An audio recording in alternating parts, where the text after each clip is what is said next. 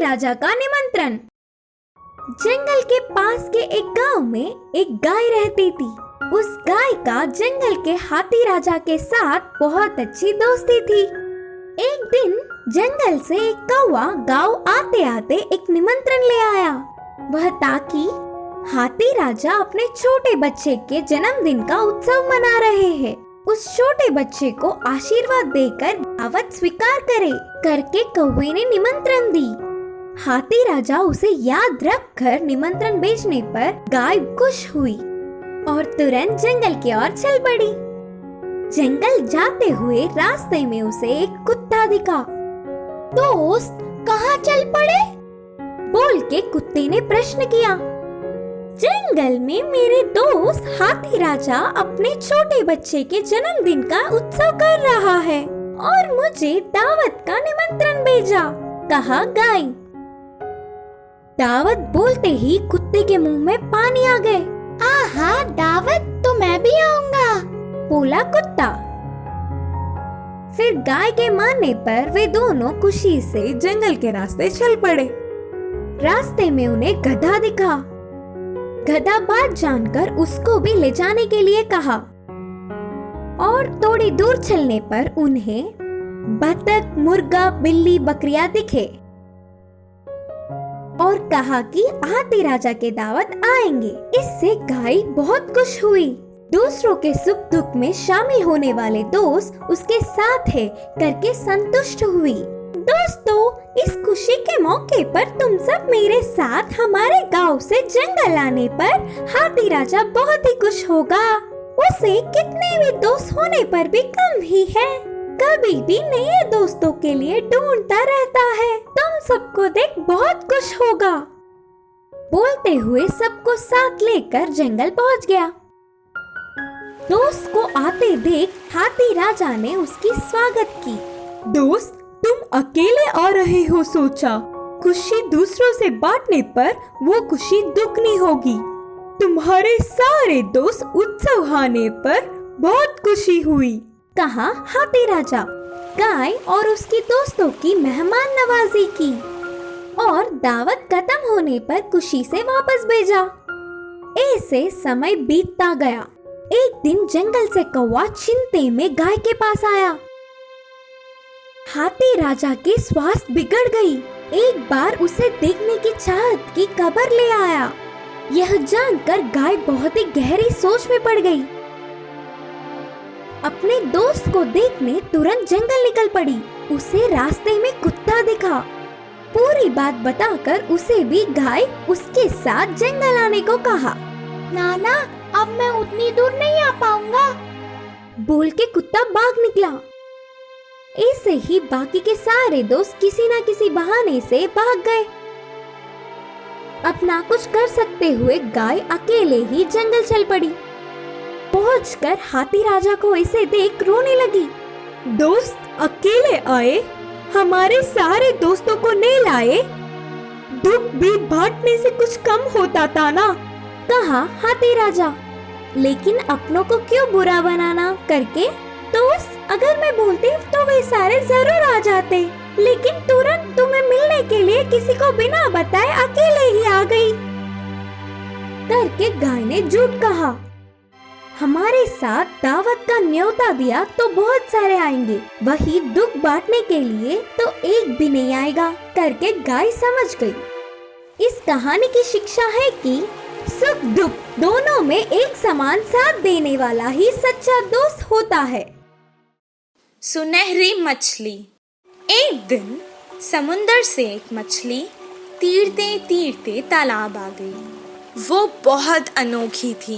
तालाब की मछलियाँ उसे गौर से देखने लगी। उसी वक्त एक मछुआरा वहाँ तालाब की मछलियाँ पकड़ने आया। तालाब के मछलियों को शिकारी के बारे में पता था। जैसे ही उसने जाल डाला, सारी मछलियाँ तुरंत वहाँ से भाग गई और ये सुनहरी मछली जाल में फंस गई। मछुआरे ने कहा, ये मछली तो कितनी बड़ी है, इसे मैं घर ले जाकर छोटे छोटे टुकड़े कर कर सुखा कर बहुत दिन तक खा सकता हूँ। ओ मछुआरे, मुझे मत मारो, मैं तुम्हारी मदद कर सकती हूँ। मछली की बातें सुनकर, अरे ये मछली तो बात भी कर सकती है। बताओ तुम मेरी क्या मदद कर सकती हो? अभी तो मैं तुम्हें तालाब से निकालकर घर ले जाता हूँ, वरना तो तुम मेरे हाथ से निकल जाओगी। वो मछली को पकड़कर घर को जाने लगा। वो घर पहुंच गया। वो कहने लगा, ए मछली, तुमने तो कहा था कि तुम मेरी मदद करोगी। मुझे बहुत भूख लग रही है, करो मेरी मदद अब। तभी अचानक उसके आगे बहुत सारा खाना प्रकट हुआ। वाह वाह, इतना सारा खाना! मैं तो तुम्हें यहाँ मारने लाया था, तुमने तो जादू ही कर दिया। इतना सारा खाना मुझे तुमने दिया, अब तो तुम मेरी सबसे अच्छी दोस्त हो। दोनों खुशी खुशी रहने लगे। एक दिन वो बहुत उदास था। मछली ने उसे देखा। क्या हुआ दोस्त, आज तुम बहुत उदास लग रहे हो। अब से तुम्हें मैं कभी नुकसान नहीं पहुँचाऊंगा। मेरी उम्र के बच्चे सभी पाठशाला जाते हैं, मुझे भी पढ़ना पसंद है, पर हर रोज मैं जाल लेकर मछली पकड़ने जाता हूँ। तुम पाठशाला क्यों नहीं जाते? मुझे पढ़ना पसंद है, पर मुझे कुछ याद नहीं रहता, इसीलिए मछली पकड़ने के काम पर लगा दिया। मैं तुम्हें एक उपाय बताऊं? मुझे तुम अपने कान तक ले जाओ। मैं तुम्हें एक मंत्र बताऊंगी, उसे पढ़ने से तुम्हें सब कुछ याद रहेगा और तुम अपनी कक्षा में सबसे अव्वल आओगे। तुम्हारी सब प्रशंसा करेंगे। अच्छा बताओ। मछली ने उसके कान में एक मंत्र बताया। उसके बाद से जैसे उसने कहा था वैसे ही हुआ। मछली दोस्त, मैं बहुत खुश हूँ।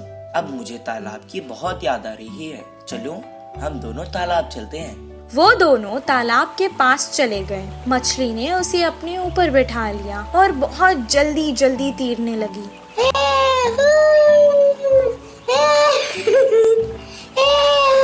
और उसने सारे तालाब की सैर करवाई उसे। सबको देखकर वो बहुत खुश हुआ। जब उसका मन भर गया, वो वापस घर जाने लगा। मछली ने कहा, दोस्त तुम अकेले ही क्यों जा रहे हो? मुझे भी अपने साथ ले जाओ। मैं जितना खुश पाठशाला में होता हूँ, आज मैंने देख लिया कि तुम उतना ही खुश तालाब में होती हो।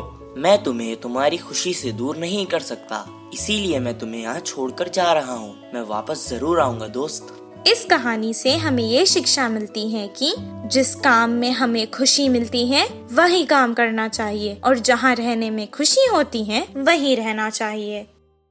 कव्वे की दोस्ती से हुआ हिरन का नुकसान।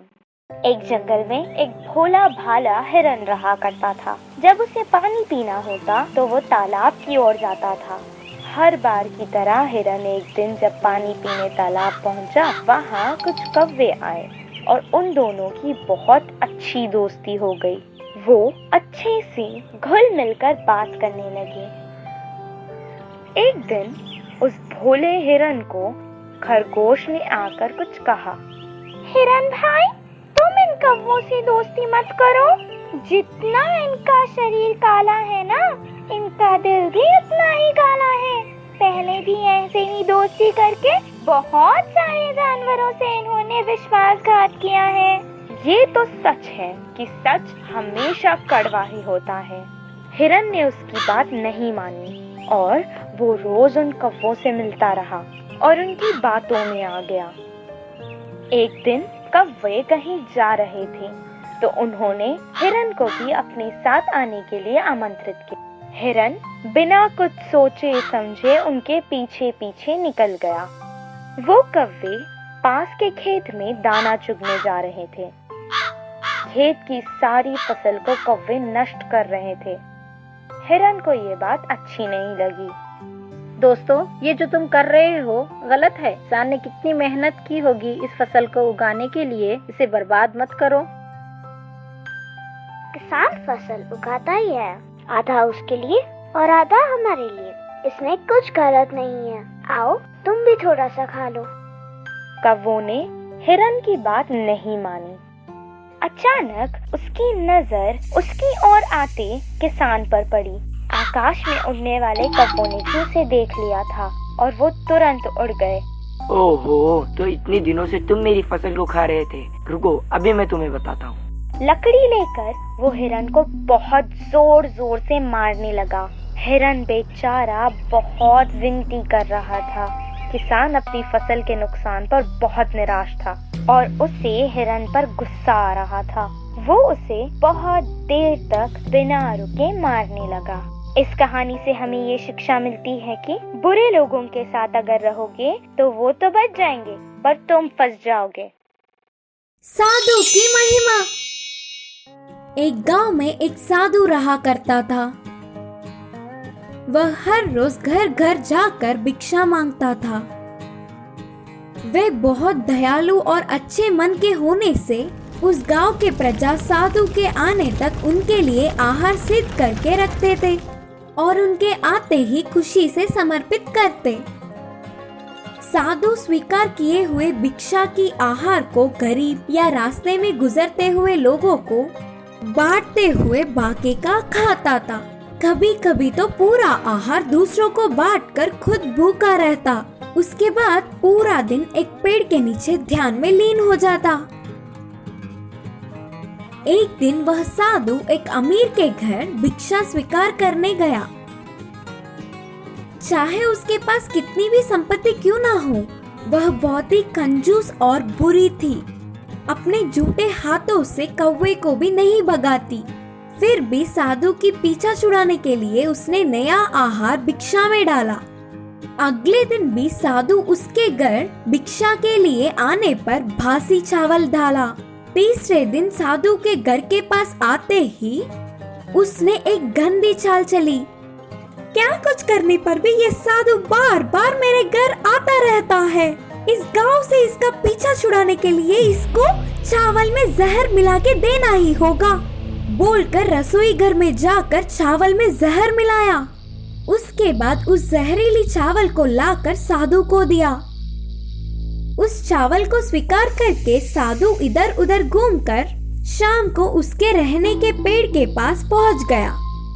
चावल खाने के लिए पूरी तैयारी करके बैठे हुए साधु को एक युवक थक के कमजोरी में चलता हुआ दिखा।